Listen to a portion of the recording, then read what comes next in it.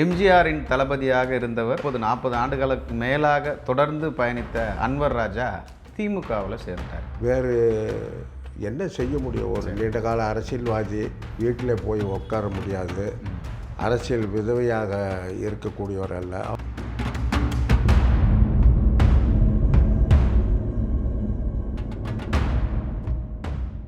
வேதனையான ஒரு விஷயம், ஒரு டிஎஸ்பி கிளாஸ் 1 ஆஃபீஸரை சர்வசாதாரணமாக சஸ்பெண்ட் செய்வது, அவர் வண்டியை பறித்து நடக்க விடுவது, அவர் அந்த ஊரில் இருக்கும்போது தவறு செஞ்சார், இந்த ஊரில் நான் கேட்குறேன், அந்த ஊரில் இருக்கும்போது தவறு செஞ்சார்னா அப்போ டிபார்ட்மெண்ட் ஆக்ஷன் எடுத்திருக்கணுமில்ல.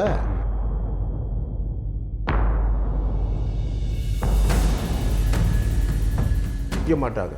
நேர்மையான அதிகாரிகள் அஞ்சுகின்ற மாநிலம் இந்த மாநிலமாக போய்விட்டு, அதனால தான் இவர்கள் ஒரு புத்திசாலித்தனமாக ஆளுங்கட்சிக்காரர்கள்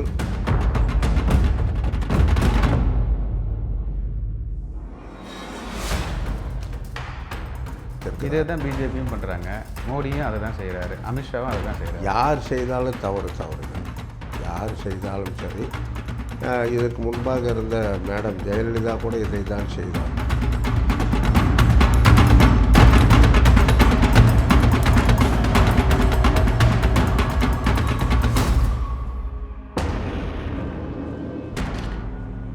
புதிதாக கட்சி ஆரம்பித்த விஜய் கூட ஆட்சியில் பங்கு கேட்பதாக பல பத்திரிகைகள்லாம் எழுதுகிறது. ஆனால் உண்மை எதுவென்று நமக்கு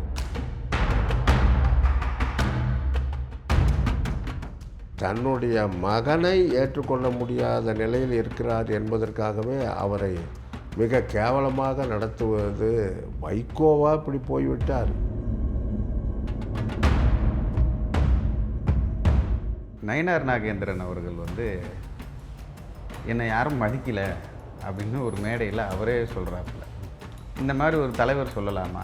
தலைவர் எப்படி நடந்துக்கணுன்ற ஒரு வரைமுறை இருக்குல்ல? இல்லை, அவர் சொன்னதில் ஒன்றும் தப்பு இல்லை. நானும் அந்த கூட்டத்தில் கலந்துக்கிட்டேன். நேயர்களே வணக்கம். இன்று நம்மோடு சிறப்பு விருந்தினராக கலந்து கொள்ள இருப்பவர் மூத்த அரசியல் தலைவர்களுள் ஒருவர், அண்ணன் விபி துரைசாமி நம்மோடு இருக்கிறார். அவரிடம் சில கேள்விகளை முன்வைக்கலாம். அண்ணன் வணக்கம். வணக்கம். தமிழ்நாட்டில் மிகவும் ஹாட் டாப்பிக்காக பேசக்கூடிய விஷயம் அப்படின்னு பார்த்தீங்கன்னா, எம்ஜிஆரின் தளபதியாக இருந்தவர் கிட்டத்தட்ட ஒரு 30-40 ஆண்டுகளுக்கு மேலாக தொடர்ந்து பயணித்த அன்வர் ராஜா திமுகவில் சேர்ந்தார். இது அதிமுகவுக்கு பலவீனமாக பார்க்குறீங்களா, இல்லை அதிமுகவுக்கு இது ஒரு நல்ல விஷயமாக பார்க்குறீங்களா? அதிமுகவில் அவர் இருக்கும் பொழுது பொதுக்குழு செயற்குழுவில் இந்த இயக்கம் எப்படி நடைபெறணுங்கிற கருத்தை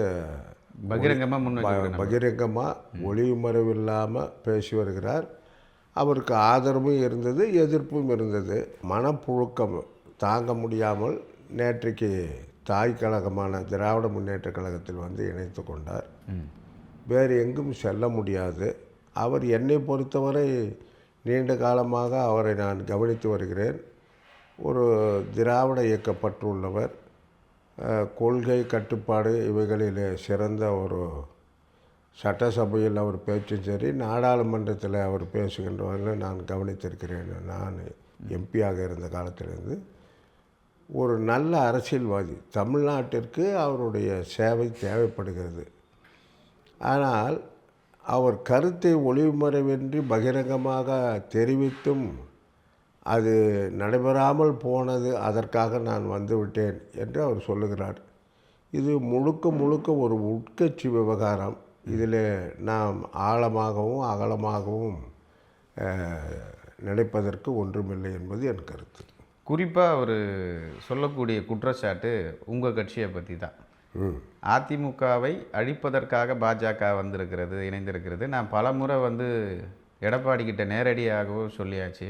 பல முறை என்னுடைய கருத்துக்களை அவர்கிட்ட முன் வச்சுட்டேன், வேண்டாம் கூட்டணி வேண்டாம் அப்படின்னு சொல்லிட்டேன். இருந்தாலும் எடப்பாடி கேட்கல, அதனால் நான் கட்சியை விட்டு வெளியே வரேன், அவருடைய கொள்கைகள் எனக்கு பிடிக்கல, கடுமையான விமர்சனங்களை நான் தொடர்ந்து முன் வச்சிட்ருக்கேன்னு சொல்கிறாரு. இதை நான் வன்மையாக மறுக்கிறேன், கண்டிக்கின்றேன். காரணம்,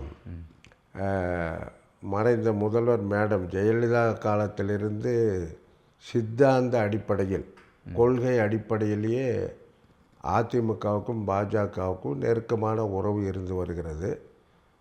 பாஜகவால் தான் அதிமுக இன்றைக்கு இந்த அளவுக்கு இருக்கிறது என்பது என்னுடைய கருத்து.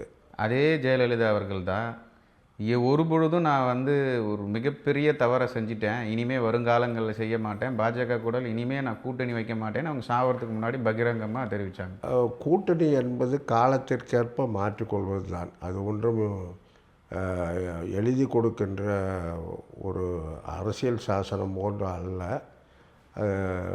எந்த கட்சிக்கும் இவ்வளோ காலம் நான் இருப்பேன் என்று எந்த தலைவர்கள் இருவேறுபட்ட தலைவர்களும் ஒத்துக்கொண்டு செய்கின்ற ஒப்பந்தம் அல்ல.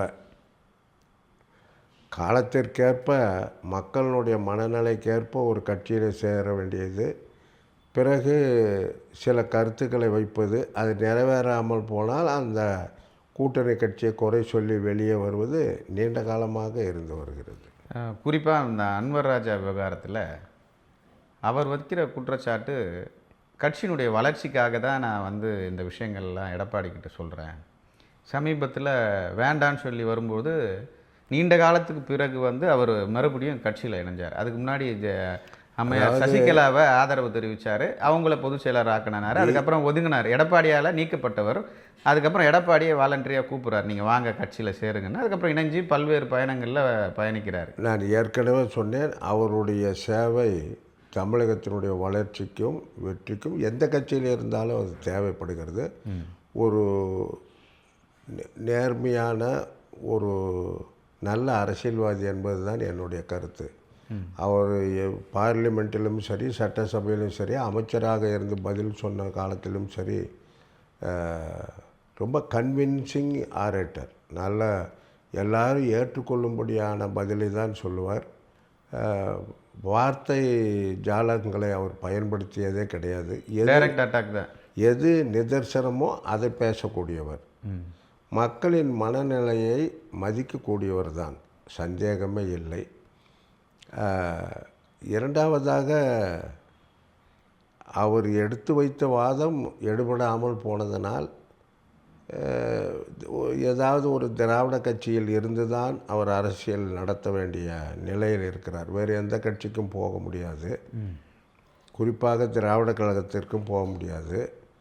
அது ஆளுங்கட்சியாக வரப்போகிறதில்லை, ஆலோசனை சொல்லுகின்ற ஒரு கழகம், அவ்வளவுதான். அவர் எடுத்த நடவடிக்கையை பொறுத்தவரை சரிதான். அதை நீங்கள் வரவேற்கிறீங்க. வேறு என்ன செய்ய முடியும்? ஒரு நீண்டகால அரசியல்வாதி வீட்டில் போய் உட்கார முடியாது. அரசியல் விதவையாக இருக்கக்கூடியவர் அல்ல. அவர் சர்வீஸ் மோட்டிவ் உள்ளவர். மற்ற அரசியல்வாதி போல் இப்படி இருந்தோம், இன்றைக்கு இப்படி ஆகிவிட்டோம், போதும்பா அப்படிங்கிற ஆள் கிடையாது. தான் சார்ந்த இனத்துக்கும் மொழிக்கும் அந்த வட்டாரத்திற்கும் ஓரளவு அவர் பயன்படக்கூடியவர். எனவே இந்த கட்சிக்கு வந்து விட்டார். சிறுபான்மையினர் ஓட்டு அப்படின்றது வந்து தேர்தல் வெற்றிக்கு மிக ரொம்ப இம்பார்ட்டண்ட்டான ஒரு விஷயம். ஒரு மாவட்டத்தில், குறிப்பாக அவர் இருக்கக்கூடிய அந்த ராமநாதபுரம் மாவட்டத்தில் அவர் வந்து அதிகமான ஒரு இம்பேக்ட் க்ரியேட் பண்ணி திமுகவினுடைய வெற்றிக்கு இப்போ அவர் வந்து பெரிய அளவில் பங்களிப்பார்னு நினைக்கிறீங்களா? இன்னும் 6 மாத காலத்தில் எது எது எப்படி போகும் என்று யூகம் செய்ய முடியாத ஒரு சூழ்நிலை தமிழகத்தில் இன்றைக்கு. ஒவ்வொரு கட்சியிலும் குழப்பங்கள் அதிகமாக இருக்கிறது. ஒவ்வொரு கட்சி தலைவரும் நாளொன்றும் தினந்தோறும் மாறி மாறி பேசுகின்ற சூழ்நிலையெல்லாம் பார்க்கும் பொழுது, ஒரு 6 மாதம் கழித்து தேர்தல் ஏப்ரல் மாதம் என்றால் ஒரு பிப்ரவரி மாதம்தான் ஒரு நிலையான முடிவை சொல்ல முடியும்.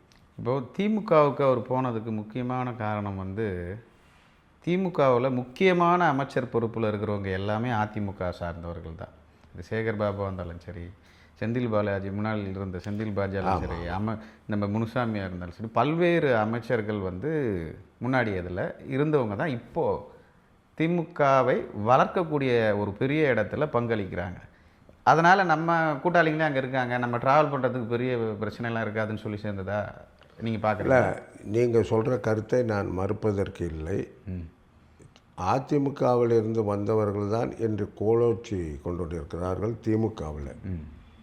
எனவே அவர்களெல்லாம் நம்ம நண்பர்கள் இருக்கிறார்கள், நம்மை பார்த்து கொள்வார்கள், நமக்கு மரியாதை கொடுப்பார்கள், நம் கருத்தை வலியுறுத்தினால் அது செயல்பாட்டிற்கு வரும் என்ற அந்த எண்ணத்திலும் அவர் சேர்ந்திருக்கலாம். ஓகே, இப்போ அவருடைய அந்த அரசியல் எதிர்காலம் பிரகாசமாக இருக்குன்னு நினைக்கிறீங்களா நீங்கள்? அது இந்த கட்சி எப்படி அவரை பயன்படுத்தப் போகிறது என்பதை பொறுத்தும், அவர் எப்படி நடந்து கொள்கிறார் என்பதை பொறுத்தும். ராமநாதபுரத்தில் ஏற்கனவே 2 பெரிய கோஷ்டிகள் இருந்து கொண்டிருக்கிறது. இவர் எந்த அணியிலும் சேராமல் கட்சி ஒன்றுதான் என்ற நிலைப்பாட்டோடு இருந்தால் அந்த கட்சி அவருக்கு உரிய இடத்தில் அவரை வைக்கும். திமுகவினர் ரொம்ப சந்தோஷமாக இருக்கிறாங்க. என்ன காரணம்னா, எக்காரணத்தை கொண்டு அதிமுகவினுடைய கூட்டணி பிரியவே கூடாது அப்படின்ற ஒரு விஷயத்தில் ஸ்டாலின் அவர்கள் சந்தோஷமாக இருக்கிறாருன்னு சொல்கிறார். நீ எப்படி பார்க்குறது? அவர்கள் மகிழ்ச்சியை அடைவதில் எனக்கு கருத்து வேறுபாடு கிடையாது. ஆனால் ஒரு வினோதமான காட்சி தமிழ்நாட்டிலே நான் பார்க்கிறேன். என்ன வினோதம்? உதாரணத்திற்கு அதிமுகவினுடைய பொதுச் செயலாளர் என்ற எடப்பாடி பழனிசாமி அவர் தன் நிலைப்பாட்டை ஏற்றுக்கொண்டு பிஜேபியுடன் கூட்டு சேர்ந்து விட்டார். பிஜேபியோடு எப்படி கூட்டணி சேரலாம் என்கின்ற வாதம் அரசு மேடைகளில் மக்களுடைய வரிப்பணத்தை பெற்றுக்கொண்ட முதலமைச்சர் அது மக்களுக்காக செலவழிக்காமல் ஒரு மேடையை போட்டு எங்கு போனாலும் அரசாங்க மேடையில் அரசு மேடையில் அரசியல் பேசுவது ஒரு வாடிக்கையாக வைத்திருக்கிறார். இதே தான் பிஜேபியும் பண்ணுறாங்க, மோடியும் அதை தான் செய்கிறாரு, அமித்ஷாவும் அதை தான் செய்கிறாரு. யார் செய்தாலும் தவறு தான். யார் செய்தாலும் சரி. இதற்கு முன்பாக இருந்த மேடம் ஜெயலலிதா கூட இதை தான் செய்தார். நாங்களெல்லாம் பார்த்து வாடிக்கையான விஷயம். அது எதிர்ப்பு இருந்தாலும் கூட இவர் செய்வது தொடர்ச்சியாக இதை செய்கிறார். ஏன் அந்த கட்சிக்கு போனார், ஏன் இந்த கட்சிக்கு போகவில்லை, இதையெல்லாம் கேட்கின்ற இடம் பொது மேடையில். அவங்க கட்சி கூட்டம் போட்டு பேசினா நான் ஒன்றும் சொல்ல போகிறதில்லை. அவர்களுக்கு எல்லா உரிமையும் இருக்கிறது. அந்த உரிமையை நிலைநாட்டுகின்ற இடம் சரியில்லை என்பது தான் என் வாதம். அரசு மேடையிலே அரசியல் பேச வேண்டாம், அரசியல் கட்சி தலைவர்களை நாளாந்தரமாக விமர்சனம் செய்ய வேண்டாம் என்பது என்னுடைய வாதம். ஓகே, குறிப்பாக அன்வர் ராஜா வச்ச குற்றச்சாட்டு, எடப்பாடி அவர்கள் பேசின விஷயத்திலேயே மென்ஷன் பண்ணி சொல்கிறார், நான் ஜெயிச்சா நாங்கள் தான் முதலமைச்சர். எடப்பாடி தீர்க்கமாக சொல்லிட்டார். அமித்ஷா வந்து கூட்டணி ஆட்சி நடைபெறும் அப்படின்னு சொல்கிறாரு. அன்வர் ராஜா என்ன சொல்கிறாருன்னா, அவர் ஜெயிச்சா கூட அவரால் முதலமைச்சர் ஆக முடியாது தமிழ்நாட்டில் அப்படின்ற ஒரு குற்றச்சாட்டை பகிரங்கமாக முன்வைக்கிறார். நீங்கள் எப்படி பார்க்குறீங்க? மாண்புமிகு உள்துறை அமைச்சரும் சரி, பிஜேபியில் இருக்கின்ற முன்னணி தலைவர்களும் சரி, என்னை போன்றவர்களும் சரி, கூட்டணியில் நாங்கள் வெற்றி பெறுவது உறுதி, அதில் எடப்பாடி பழனிசாமி முதலமைச்சராகுவதும் உறுதி. அதை அன்வர் ராஜா சொல்லுவதை நாங்கள் ஏற்றுக்கொள்ள முடியாது. அவர் ஏதோ ஒரு யூகத்தின் அடிப்படையில் பேசுகிறார். எடப்பாடி பழனிசாமி ஒரு கட்சியினுடைய தலைவராக அவர்கிட்ட தான் பிஜேபி கூட்டணி இருக்குது. ஆனால் அவர்கிட்டயே கன்சல்ட் பண்ணாமலேயே பேசியிருப்பாரா அமித்ஷா அப்படின்ற ஒரு கேள்வி இருக்குது. நாங்கள் வந்து கூட்டணி ஆட்சி நடைபெறும், அதில் ஆட்சியில் பங்கு இருக்குன்னு சொல்லி சொல்கிறாரு. இவர் இல்லைன்றத கூட்டணி அறிவிக்கின்ற பொழுதே சூசகமாகவும் நேரடியாகவும் மாண்புமிகு உள்துறை அமைச்சர் இது ஏடிஎம்கே இந்த கூட்டணிக்கு தலைமை தாங்கும், எடப்பாடி பழனிசாமி முதலமைச்சர் ஆவார் என்று தான் சொல்லியிருக்காரே தவிர மற்ற கட்சிகளைப் போல வார்த்தைகளை மாறி மாறி பேசுகிற ஒரு அவசியம் பிஜேபிக்கு என்றைக்கும் கிடையாது. ஏன் இந்த கேள்வியை சொல்கிறாங்கன்னா, அது அதிமுக இருக்கட்டும் திமுக இருக்கட்டும், இதுவரை கூட்டணி ஆட்சியே நாங்கள் வைத்து நடைபெற்றதே கிடையாது. அந்த மாதிரி ஒரு விஷயம் தமிழ்நாட்டில் நடந்ததில்லை. நான் குறிப்பாக வந்து அதிமுக திமுகலாம் நடக்காது அப்படின்றார். சார், இப்போ தமிழ்நாட்டு அரசியலில் உங்கள் கேள்வியிலிருந்தே நான் பதிலும் சொல்கிறேன். திமுக கிட்ட இருக்கின்ற காங்கிரஸும் சரி, விடுதலை சிறுத்தை கட்சியானாலும் சரி, கம்யூனிஸ்ட் கட்சிகள் கூட ஆட்சியில் பங்கு கேட்கிறார்கள். கூட்டணியிலே பிளவு ஏற்படுத்த வேண்டும் என்று அந்த கட்சியிலே வேலை நடந்து கொண்டு தான் இருக்கிறது. புதிதாக கட்சி ஆரம்பித்த விஜய் கூட ஆட்சியில் பங்கு கேட்பதாக பல பத்திரிகைகள்லாம் எழுதுகிறது. ஆனால் உண்மை எதுவென்று நமக்கு தெரியாது. என்னை பொறுத்தவரை என்னுடைய வயது அரசியல் அனுபவத்து பிரகாரம் படி விஜய் எந்த கட்சியிடம் சேர மாட்டார்.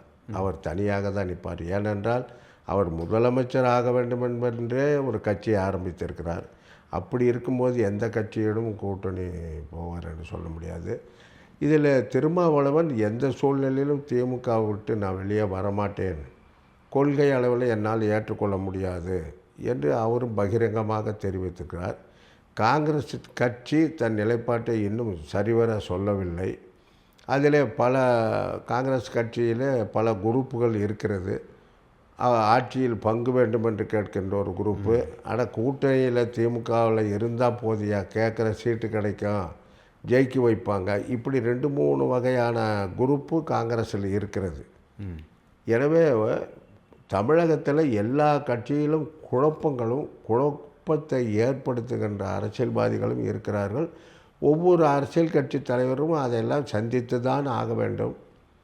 அதற்கு நிவாரணம் என்று சொன்னால் அது ஜனவரி பிப்ரவரி 26 தான் இதுக்கெல்லாம் முடிவு தெரியும். இந்த வாரிசு அரசியலில் எதிர்த்து வெளியே வந்து ஒரு கட்சி தொடங்கின வைகோ அவர்கள் ஒரு வாரிசுக்காகவே ஒரு தளபதியை வெளியே அனுப்புகிறாரு. இது எப்படி பார்க்குறீங்க? குறிப்பாக மல்லை சத்யா. அதாவது மல்லை சத்யா விஷயத்தில் மல்லை சத்யாவை போல ஒரு தொண்டனை பெற்றதுக்கு வைகோ பெருமைப்பட வேண்டும், சந்தேகமே இல்லை. திமுகவினுடைய துணை பொதுச் செயலாளராக இருந்த காலத்திலிருந்து அவர் பொதுமக்கள் பிரச்சனைக்காக கூட்டம் நடத்துகின்ற பொழுது அவர் வந்திருக்கிறார். அவருடன் நான் பேசியிருக்கிறேன். என்னை அவருக்கு தெரியும், அவருக்கு என்னை தெரியும். ஆனால் அவர் கட்சிக்கு எதிராக எங்கேயும் பேசவில்லை, நடக்கவில்லை. தன்னுடைய மகனை ஏற்றுக்கொள்ள முடியாத நிலையில் இருக்கிறார் என்பதற்காகவே அவரை மிக கேவலமாக நடத்துவது வைகோவா இப்படி போய்விட்டார் என்று எனக்கு அந்த வருத்தம் உண்டு. அதே போல் ஒவ்வொரு கட்சியிலும் இந்த வியாதி வந்துவிட்டது. அப்பா மகனுக்கு பிரச்சனை, அப்பா மகன் பிரச்சனை. இது மாதிரி இந்தியாவில் எந்த கட்சி தலைவர்களும் இப்படி ஸ்ட்ரீட் ஃபைட் மாதிரி ஆயிடுச்சு. அவர் இப்படி, வைகோ இப்படி. அதே மாதிரி திமுகவிலையும் இருக்குது. இவர் குரூப்பு, அவர் குரூப்பு, சின்னவர் குரூப்பு, மன்னவர் குரூப்புன்னு. அது முன்னாடி வந்து கலைஞர் உண்மைதான் அதெல்லாம் இருக்குது. அப்புறம் இதையும் தாண்டி எல்லாமல்ல ஈஸ்வரன் குரூப் ஒன்று இருக்குது, சபரீஸ்வரன் குரூப்பு. இப்படி இருந்துக்கிட்டு தான் இருக்குது. இன்னொரு விஷயமும் பேசணும். தமிழகத்தில் இந்த அப்பா மகன் சண்டை, குழாடி சண்டை மாதிரி பாமகவில் நடைபெறுது. ஒரு எக்ஸ்ட்ரீம் லெவலுக்கு போகிறாங்க. வீட்டில் பக்கு வைக்கிற நிலைமைக்கு கூட நடந்துருச்சு, ஒட்டு கேட்கும் கருவிலாம் வைக்கிறாங்கன்னு சொல்லி ஒரு குற்றச்சாட்டை வைக்கிறாங்க. இந்த மாதிரி ஒரு சூழல் இந்த தேர்தல் நேரத்தில் இது அரசியலாக பார்க்கலாமா இல்லை வியாபாரமாக பார்க்கலாமான்னு தான் கேள்வி. என்னை பொறுத்தவரை அவர்களுடைய நடவடிக்கையை நாம் ஒரு 30 ஆண்டு காலமாக உற்று பார்க்கின்ற பொழுது இந்த சண்டையே நிழல் சண்டையா நிஜ சண்டையா என்று சந்தேகப்படுகின்ற அளவிற்கு தான் இருக்கிறது.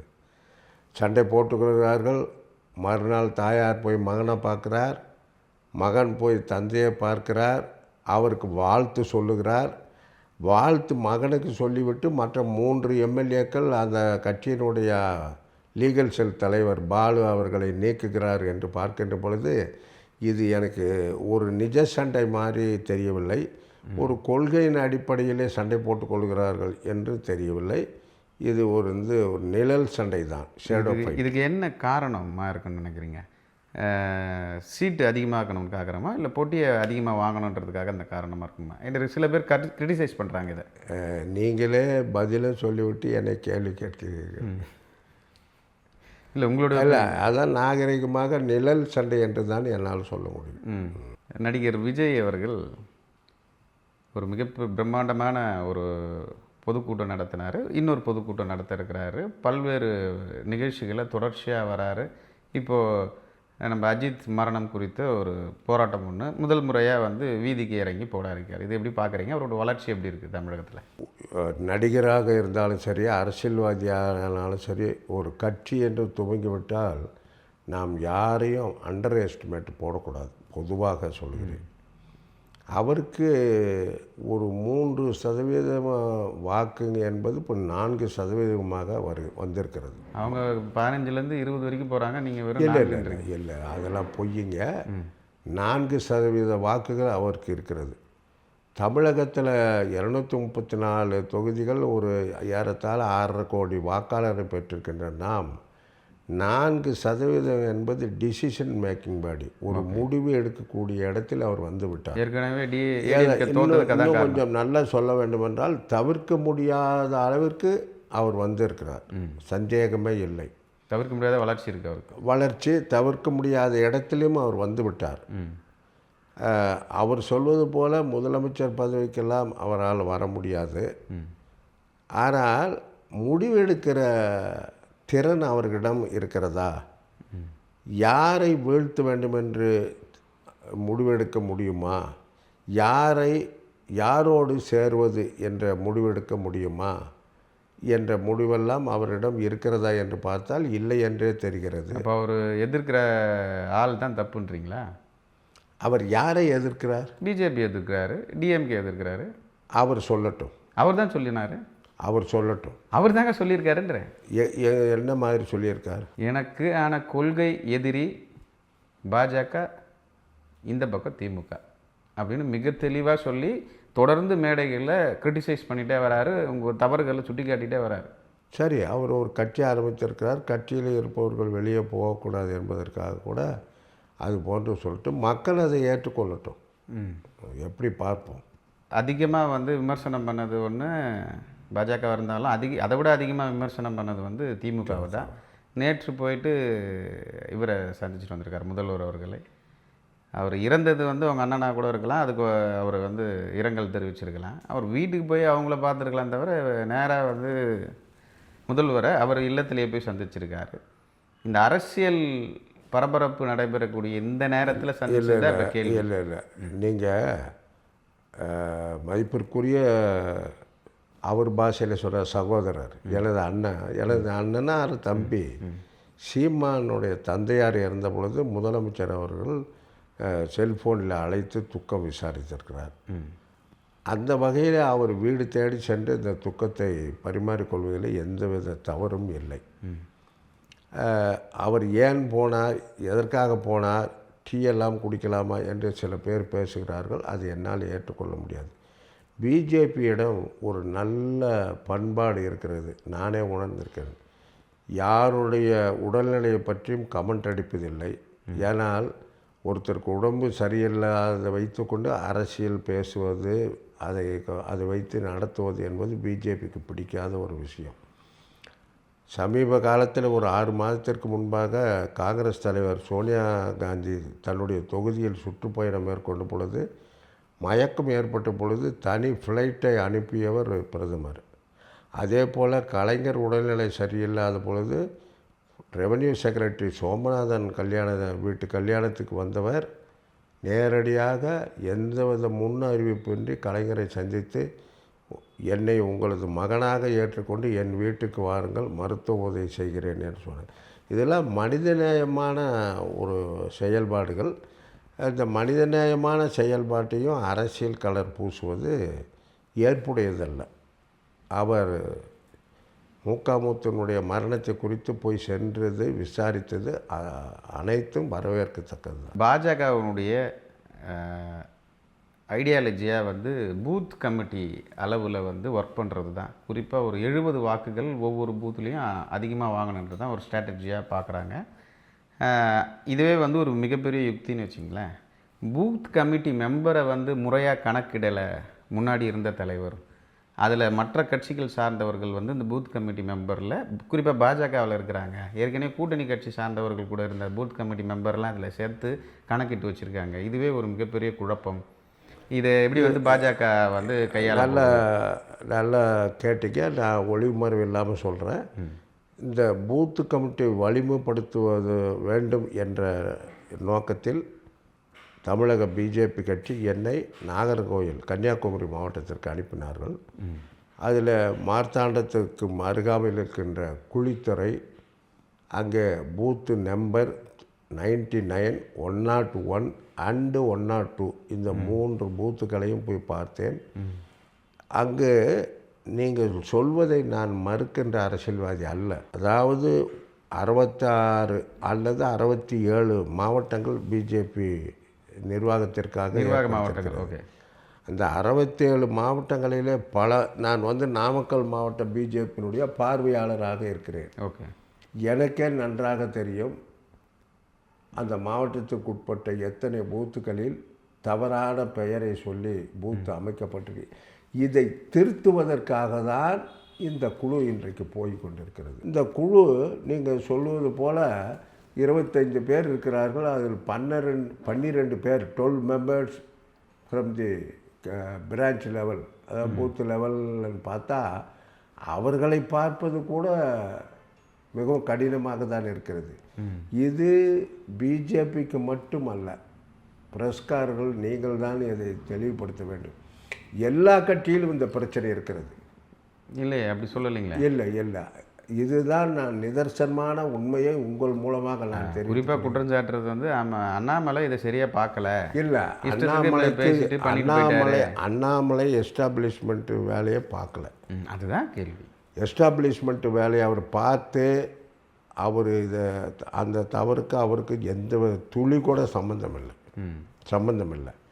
ஆனால் இது ஒரு பிஜேபி கட்சியை தான் நீங்கள் குறை சொல்லுகிறீர்கள், எழுதுகிறீர்கள், பேசுகிறீர்களே தவிர ஒவ்வொரு கட்சி, திமுக 100 ஆண்டு காலம் கண்ட கட்சி திராவிட கட்சி என்று சொன்னாலும் கூட அவர்களும் பூத்து கமிட்டி உறுப்பினர்கள் வேலையை தான் செய்கிறார்கள்.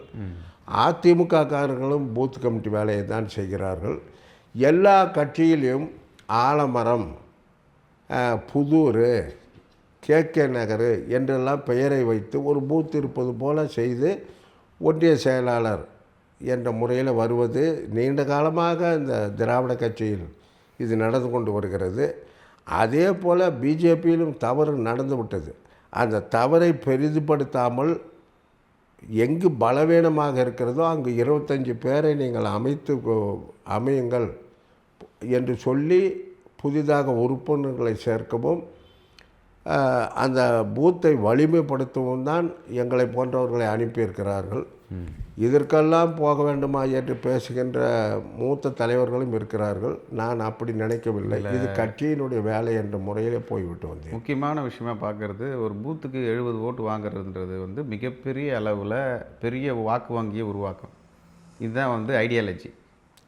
அதை குறிப்பாக பிஜேபி இப்போ கையில் எடுத்துருக்குது. இப்போது ஒருத்தவங்கிட்ட 1 கோடி ரூபா திருடுனா தப்பு, ஒவ்வொருத்தங்கிட்டும் ஒவ்வொரு ரூபா திருடுனா மிகப்பெரிய அளவில் சேர்ற மாதிரி ஒவ்வொரு வாக்குகளாக பெற்றால் மிகப்பெரிய அளவில் ஒரு வெற்றி கிடைக்கிறதுக்கு கணிசமான சதவிகிதம் உயரும்.